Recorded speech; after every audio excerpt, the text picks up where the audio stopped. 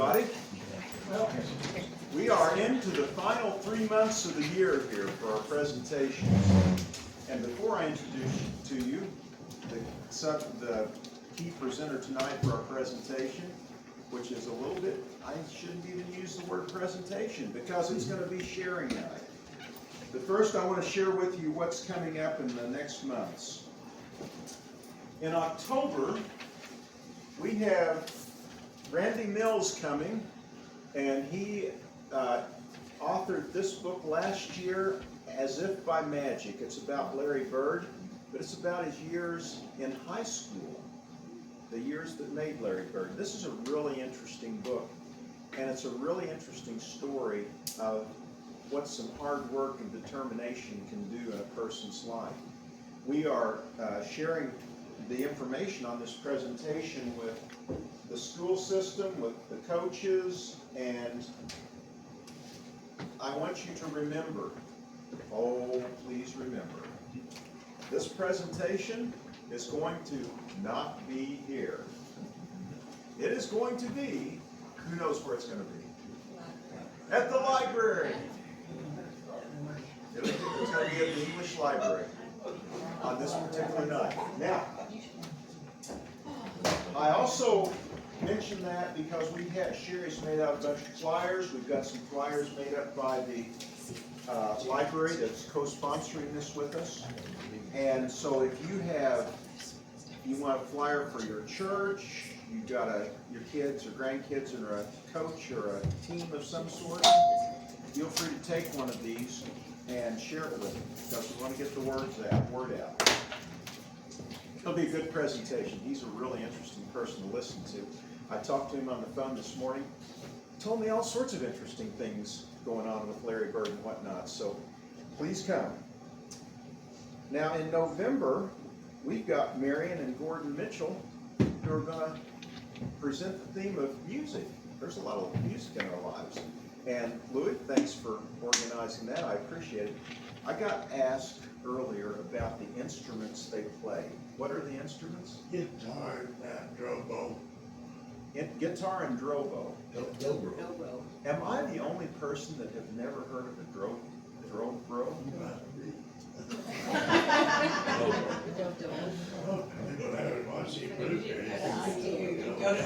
You have educated me then. Thank you. It's a bluegrass. Yeah.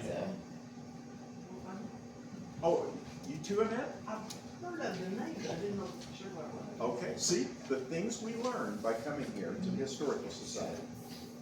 Let's see, that is November. And tonight we're gonna, it's storytelling, story sharing. You know, stories are pretty amazing. Our kids and grandkids want to know stories about the family. They want to know stories about our local area. Grandpa, Grandma, tell me a story. And it just connects us all together. There's all sorts of reasons stories are important. And we're going to hear about some of those reasons stories are important. And before you get too comfortable here, you have an assignment. And that is, Frank's going to start out sharing some stories, but I hope you've brought some story or some story comes to mind that you'll share as well. Because after Frank kicks it off, we're going to spend a little bit of time also sharing some stories. They don't have to be long. They can be long, short, or they don't have to be amazing. They just be a story that you enjoy and that you like, that you have to share. We'd love it if you would. So to introduce tonight, I'm going to introduce tonight to you our family storyteller. There we go. Frank Reddy, who is my cousin, is also a husband, a father. He's a man of faith. When I go to family reunions, I always look forward to it because I can count on, at some point, I'm going to get to hear Frank share a story or two. Now, they may be the stories that relate to our crazy family, but I bet you have some crazy stories and interesting relatives too, which become really interesting. Frank's an engineer. Bless you, cousin. Yes. And also, and you know, here's one of the things things that I did not experience. Frank grew up in New York City, right in the middle of the city, and yet spent summers here on the farm of Grandma and Grandpa Stanford. So you talk about an interesting diversity of experience. Also, Frank, I didn't experience this either, but Frank, you were a talk show host in the Salt Lake City area, right? Been a long time. Radio. Long time. Radio. 80s, right? 80s, yes. He's got that radio voice. Well, I want to introduce you to Frank Redding, my cousin, our family storyteller, and he's going to share some stories. And as I said, I hope you'll feel inclined to share some as well. Frank, thanks for coming tonight. The time is yours. Well, thank you, John, for that fairly ambitious introduction. Scoot it over here, find the down arrow, see it there, that's good.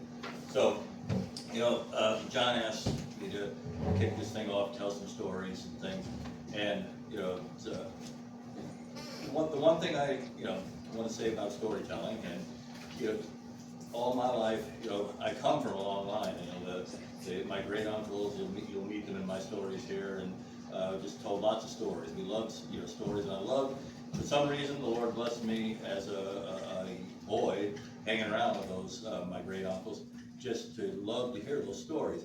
And the wonderful thing about stories, telling stories, is that they happen spontaneously. You're just going along and pass a place, and my Uncle Eli would say, oh, the old man so-and-so lived there, and a story would pop out. So in a situation like this is not spontaneous, so it's harder to make stories, really come to life and be that way. But, actually, I'm going to probably need some light here. Also, now I'm in the old generation. Use your phone. Oh, yeah, I can turn my phone. Not blind somebody, but okay. Good thinking there. See, I am old. I don't even remember that my phone has a flashlight. Anyway, so stories normally spring spontaneously, and I'm going to tell some stories that were very spontaneous as I was growing up. But and they're going to be both about some of our family stuff, but also some generic stories. And I'm glad to see probably have some folks here that will know the people in the stories, because we're all now a little bit older, and they passed on, but they were main characters back when they were around. Anyway, so we tell these stories, at least I did to my son and my daughter, to let the younger generation know about these people. If you talk about, if I mentioned Uncle Eli, for example, but I'd never shared anything that, his stories, his wit, his humor, or anything with my daughter or my son, well, who would be this Uncle Eli guy, right? So, and again, just naturally going along, something would come up that would spark something about, him or his brother Heber or Grandma Pearl, and you just told those stories, and you told it because you wanted your kids, at least I wanted my kids, to actually know these people. They had passed on before my kids, knew them, but they were such a key, important part of my life that you want your kids to know that too. And the way to, at least that I thought, was to get them to know them, was to share their stories and share stories about them, and and pass the time. And it's not something where you say, well, son, let's sit down and I'll share some stories. They just spring up and you tell them, and sometimes the kids have no context and they're like, what? And sometimes they actually laugh a little, and they can you can explain some context to them. So anyway, and my philosophy, and I was talking to John a little bit about this before we started. If you tell stories, they should always be embellished.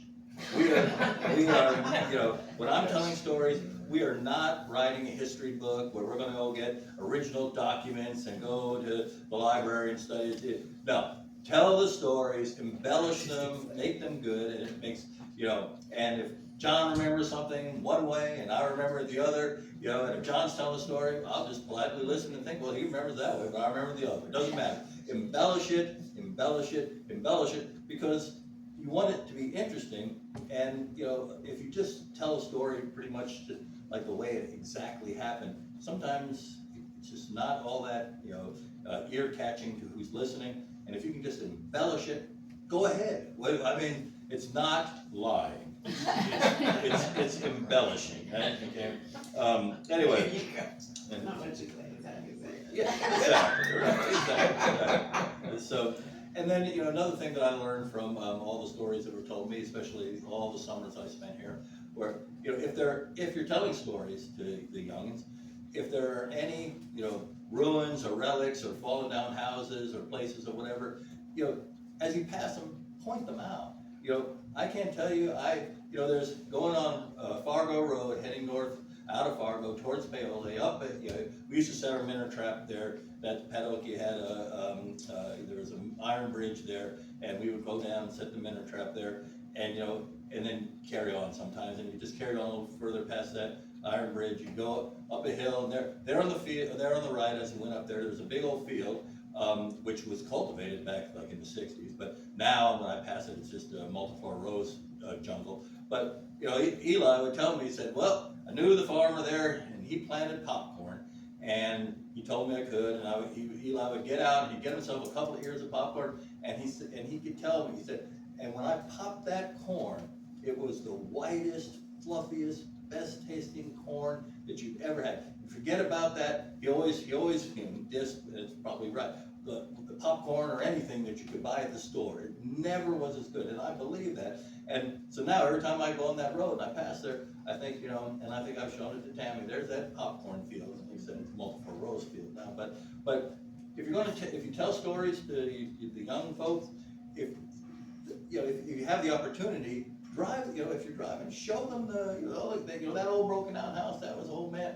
You know, I remember when Frank Taylor ripped the roof off his house. I was a boy or younger then, and I said, "What nice house? What? Well, he didn't want to pay taxes. Well, you know, ripped the roof off his house. You know, as a kid, I was thinking a person would rip the roof off their house so they avoid paying taxes. But you know, I think we went up there the other day. I think there's some relics left of that old house up there. So anyway, a couple of your stories, if you're telling them to young folks, if there's something still exists of that, you know, drive them by it or run them by it, or tell the story as you go by it, because it'll just be a lot more real. You know, it's not just a cartoon that, you know, there's an old shack that's falling down. So anyway, so, you know, this, along with storytelling in my family, a love of learning is something that's been passed down to our generations. And I'm sure John probably talked about some of this. You know, and I'm always a little bit perplexed when, you know, there's an opportunity to learn something new, and I'm not talking about a, you know, PhD or some scientific something like that, but there's a chance to learn something new, like how to dig ginseng or something. I'm always find it strange when people don't want to learn. You know, they're like, rather sit here and look at a screen or something. You know, but you know, this love of learning new things, and finding out new things is passed down in my family, or just doing what needs to be done. I mean, you know, I'm telling you, sometimes, you know, you think, well, you know, why should I do X? Well, you just need to do it because it just needs to be done, right? And that was passed down. You know, you don't just lay around and let things fall down and dilapidate. You know, if they need to be done, you get them done. You know, and my great grandmother Georgiana Standiford, I'm glad to see Maria back there, and of course John knew her, but Maria didn't know her, but Maria certainly has heard a lot about her. You know, she passed that tenacious spirit down through the family. You know, she had a rather, I'll use the word indolent, but a better word might be lazy, husband named Benton, good old Benton Standiford. I don't know if anybody ever remembers old Benton. He died in 1927, so probably not too many people do. But you might have, you know, the name might ring a bell. Anyway, but she and Benton lived in a shack there just south of Fargo on what's called Fargo Road, now that gravel road that goes down to Fargo there. And, you know, when it was built, it was just one room, as I remember it. I mean, I don't know, John may remember it differently, but it's just kind of a one-room shack built, no windows. So you can imagine how dark and stuffy that shack was. You know, everything was lit with a coal oil lamp and you know, a wood cook stove. So it wasn't like, you know, you could flip on an overhead light. So there was no windows there. Well, you know, Grandma Georgie, as anybody might be, she wanted windows. Okay, she wanted windows. But you know, Benton, he preferred to just laze about and walked down to the thriving metropolis of Fargo there, which is down the road, where he was known as the mayor of Fargo.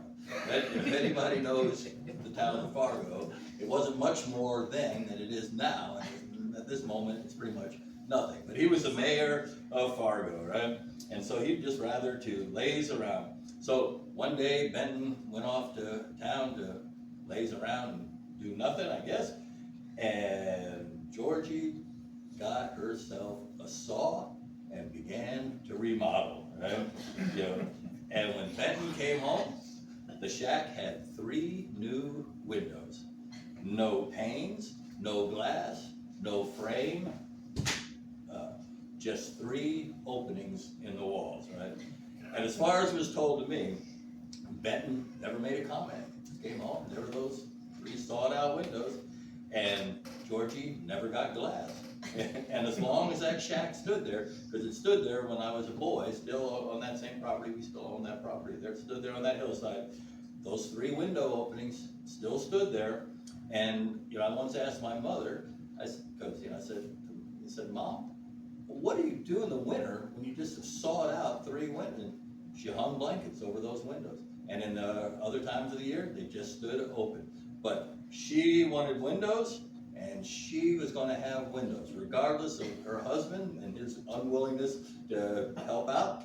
And she sawed them out, and she got windows. Now that's tenacity, or maybe just plain pig-headedness, I don't know, but she got the windows that she wanted. So anyway, and like I said, that shack was there when I was a boy, and many years ago when my son Eli, we walked over there, and I think now you can find a foundation stone or something, but it's the same idea. Show them a relic. There was a shack here that had 3 sawed out windows, and, you know, and for a modern age young boy, it's probably pretty hard to imagine that anybody could have lived there and really made it through a winter with like wide open windows and blankets hanging over them. But you know, that's how it was.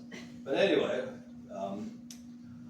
now this next slide here that I've titled Tenacity, Teaching, and a Tale of Foreign Romance, right? Has to do with my grandmother, Pearl Stanford, right? And that same grit that Georgiana had, it was present in Pearl's life too. You know, she grew up in Jericho, just north of Heifel Chapel, if you go on Jericho Road. And you know that when that hillside's still there, the house is gone, you make that hard right turn as you're going north, and right at that curve there in Jericho.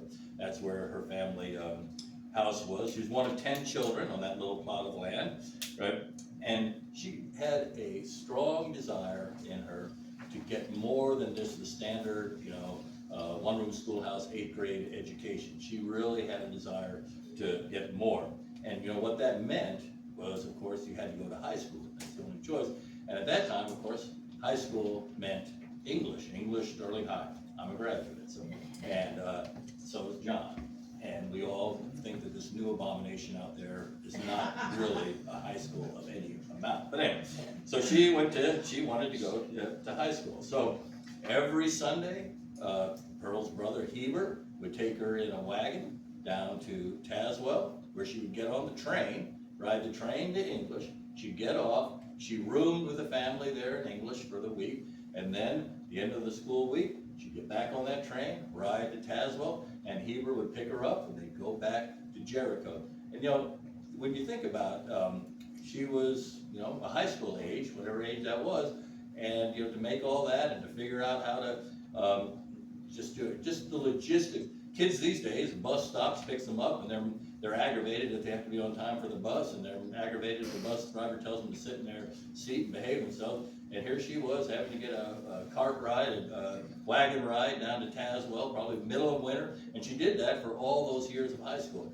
Week after week after week, winters. But she wanted to do that. She boarded that train for English, and then she boarded with a family, and then she rode that train back and met her brother, and they went back home. Cycles over and over and over again. So, let me just go down the slide here. So that one painting there on the far left of that slide, that's their old homestead. If you, how many people know Jericho Road? And you go up north of Heifel Chapel, and then there's that hard right up on that bank. Now there's a house there. That's not the original house. Now, when I was a boy, I think the original house still stood, but they had a little orchard and everything there, and that's where they grew up. But so after graduating from English Sterling High School, it was off to Oakland City Normal School down there, where now I understand from John a little change, but I'm just going to tell the story this way because it just works out better. Here's a little bit of embellishment. Because actually she went to Oakland City and to Marion Normal School. But Oakland City was what was always told me as a kid, that she went down to Oakland City. And I think that's You what had the graduation. she graduated from there, but Yeah. maybe the little bit of romance here may have happened at Marion. Oh. But we're not too interested in that. We're not too interested in being factual, right? But anyway, she went down there and she got her certification, her teaching's license. But for us grandkids, now think about us grandkids, right? There was something much more exciting that happened in her college experience. You know, our grandmother Pearl, straight arrow. I mean, they just don't come any, straighter than grandma. And the woman, we believe that she just led the most mundane life as a farmer's wife, and church going. I mean, we're all kids and we're thinking grandma. There's nothing in Solid Rock, grandma. Well, then we heard about Mario. Well, the Latin Lothario, Mario, right? And you know what? He was the Cuban Romeo. So imagine for us to learn that our grandma, right, had been romanced by a Latin lover. Now, wait a minute. Not only a Latin lover, but one from that wildly exotic island of Cuba. Ricky Ricardo, Honolulu, Copacabana, all that, long before the commies ruined the place, right? He was from Cuba, and our grandma was seen dating with him, right? And there's documentary proof up there of a boat ride with that Cuban Latin lover in her college days. What could our innocent old grandma have been thinking? Well, I don't know what she was thinking, but she was a young woman, and she was probably thinking he was a hunk. And now that I'm older, and as I'm as old as my grandmother was when I was young, when I thought she was so old, and how could she possibly think of any romance? I mean, come on. She said, "Oh, well, I have a wife. I have romance." I now understand. So she was young, and there was Mario. Well, she must have come to her senses, I guess. Probably good, or I guess I'd have some we'd have Cuban blood, whatever. I don't know. I could get a good tan, that's for sure. Because she came to her senses because Mario, he disappeared from view. And she never brought him up. It was only when somebody brought her up and she had to face the fact that we knew about Mario. But she did save pictures, and these are her pictures. So she had some fond memories, I would say. But anyway, so she came back to Crawford County, and she did teach for a couple of years. But back then, if she got married, and back then, if you were married, you couldn't teach. I never have fully understood that law or rule, whatever it was. But so she just married, settled down to farm life. But her love of learning and her tenacity to obtain it always stuck with me. That she would go all the way from Jericho, all the way to English, and of course now we think that's a short drive, but wagon, train, find a boarding house, that you had to have some desire to get that education. It wasn't easy, and plus I'm sure when she got home on the weekends, there was a lot of work to be done. I mean, you didn't, back then things didn't just get done, they had to be done, and so I'm sure she had to chip in and do her work. But that tenacity and that little bit of that romantic edge with Mario, that was passed down to her children and her grandchildren, and it's a legacy that we've all passed on to our children. So anyway, that's the story of my grandmother Pearl. Well, now we'll get a little lighter. I've titled this next section "Tomfoolery, Telling Stories, and Tall Tales." So if education and seriousness characterized my grandmother Pearl, right? Fun and telling tales were the hallmark of her two brothers, Heber and Eli McDonald. Now, I imagine, Bob, you must remember Eli.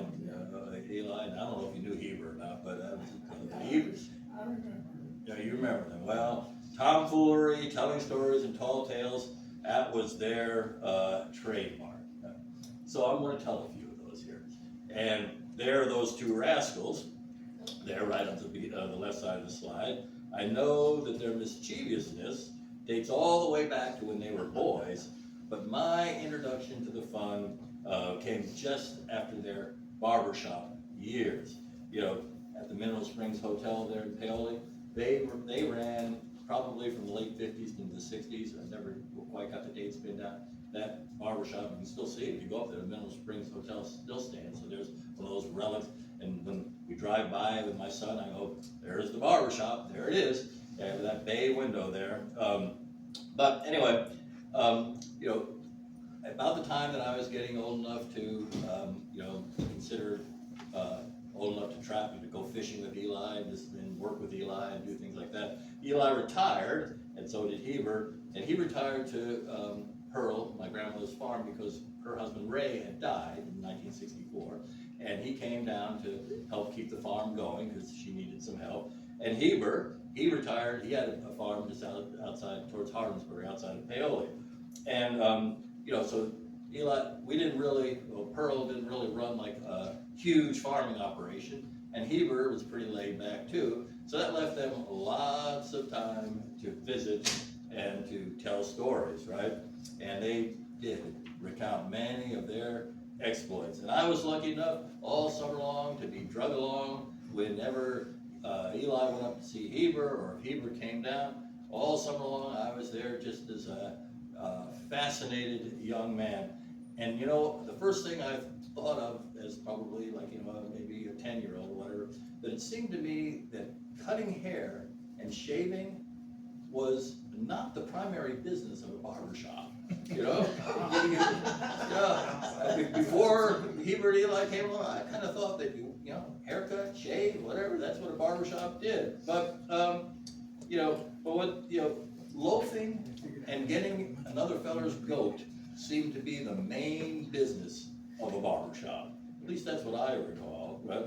And you know, so all the time that I was with, is it going dead? Oh, no, you keep going. I'm just gonna try to get all of it on the screen. Oh, okay. Very good. You know, so all those summer months of traveling with Eli and visiting Heber and all that, I heard all the tales of all the mischief that went on in the barbershop, and then mischief from back when they were boys. And you know, so if you remember, Bob, you probably remember that barbershop up in Paoli, and you know, so there, at least in my memory, and according to the stories, and maybe a bit of an embellishment, but out in front of the barbershop, they had put an old car seat, you know, bench seat, probably out of a Dodge, you know, out there. So when all the loafers filled up the inside of the garage, inside of the barbershop, if the weather was nice, there was overflow room for the loafers. They could sit out there and then outside that bay window and that old Dodge car seat. And you remember how car seats back in the day, when you sat, I guess they were filled with horsehair or something. I mean, you sat on them, they kind of crunched, you know, they weren't nothing like a car seat today. They were, you know, pretty much like a horsehair mattress or something. Anyway, you sat on that, right? So, anyway, so that's how it went. The barbershop would fill up with loafers, and then the outside seat would fill up. And I guess one evening after closing time, you know, I don't know if it was Heber or if it was Eli, or maybe somebody told them, but they got an idea. And one of them fetched a car battery in, and right behind the barbershop there was where they burned the trash and things just outside. And they put that battery out there, and they ran two wires, one from the positive, one from the negative, out through the bar, so you couldn't see it through the barbershop, out, and then outside, then up through that seat, and they skinned the insulation off those two wires, right, and just had them poke up just through the seat. And so, of course, they had that going. So, of course, the next day came, you know, and I think, you know, I've heard the story many ways, but Eli and Heber let the loafers inside the barbershop in on the joke, a little on what was going on. And they asked one of the boys in the barbershop, when Heber said, when I nod, you hook up the battery. And so, sure enough, some guy went out there, there was two guys already sitting on that Dodge seat. One guy went down, sat down and got all comfortable, and Heber nodded, and that boy touched that. Jumped up, you see that? That's the best picture I could get off the web. The electric jumped up, hey, whoa, came in the barber shop, said, Eli, Heber, you got a bee's nest in that seat out there. And he realized, there's no bee's nest in that seat. I mean, if there's two guys sitting out there, if there's a bee's nest, they'd be on them too. You must just have pinched yourself when you sat down. Well, he grumbled a little bit, well, okay, I guess you're right. Went back out there and sat back down in that seat. So I'm sure there was probably Heber. Heber let him sit there for a minute, and Heber just looked over at that boy and said, do it again. Touched him. And he jumped up again. Came in there and said, I know that there's a bee's nest or something there because I'm getting stung twice. And they're like, well, I just don't know what to tell you. I mean, there's no bees. There's two guys sitting in there. They're not. If there's a bee's nest in there, it'd be on them. And finally, they convinced him that there wasn't anything. And loafing went on. And he wanted a seat. And that was the only seat available. And he went back out there. And again, the same thing. Shocked. This time he came in and said, I've had or something. And at that point, of course, the purpose of all of these kind of things was to get somebody's goat. Right? So then the whole barbershop now is laughing that guy is in there and he's knowing something fishy went on, and they tell him what they did, and I'm telling you, but he had from the story goes, he had a good sense of humor about it, and but it was that was the kind of prank that they would play, just like I said, I've never heard a story in that barbershop about cutting hair or shaving. I never heard a story of that. So anyway, but again, getting someone's goat, that is what the ultimate goal of a man's existence seemed to be, right? That just seemed to be what it was. And and in addition to being a really fine barber, Heber was also a house painter. Back in those days, Heber's son Melvin McDonald, some people might know Melvin. Melvin was a school teacher at Paoli for years. And back before we got foolishness going on, school was run normally. You got out in May, and you didn't go back to September, right? And the kids had a really good summer, because I remember those summers. And if you were a man school teacher, you usually found a job. You did something through the summer because they paid you so poorly as a teacher. You needed to have a job. And so Melvin and his dad Heber, they painted the inside of the house, and I mean, their reputation for really doing fine work, interior painting, some of the fancier houses in Orange County and whatnot. It spread all over.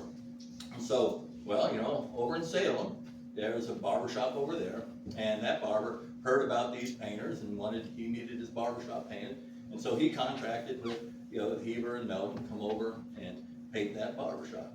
So they were willing to do that. Good money to paint the barbershop as well as the house.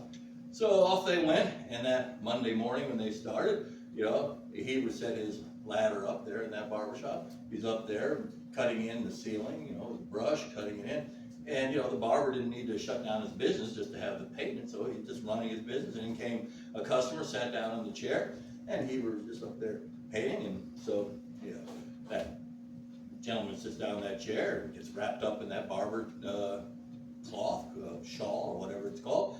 And that barber gets going, and the scissors, that first snip on the hair, snip, and he was up there, and oh, mercy. Well, the barber is like looking up at that painter up there, and the guy in the chair is like, what? Well, they didn't think about it. So, next goes, and, snip. Woo, mercy. I don't know. And now the barber looks up there, and he's getting a little aggravated, but he's thinking, well, I heard he's a good painter, so I'll just let him keep painting. So anyway, I get back, and then another snip. And he just lets out like, I don't, just grumbles about that. And so finally, that barber looks up there at Heber. He says, painter, if you think you can do a better job, get down off that ladder and do it. And Heber said, all right.